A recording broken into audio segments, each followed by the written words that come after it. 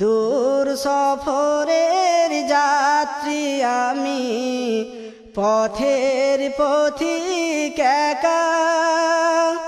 পান্থশালায় ক্ষণকালের প্রিয়জনের দেখা, নিমেষ কালের মেলা মেশা ক্ষণেক পরিচয়।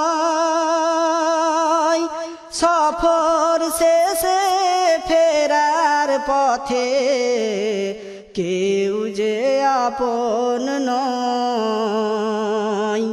সফর শেষে ফিরব দেশে, কেউ রবে না সাথে। সব কিছু আজ ছাড়ি আমি চলুন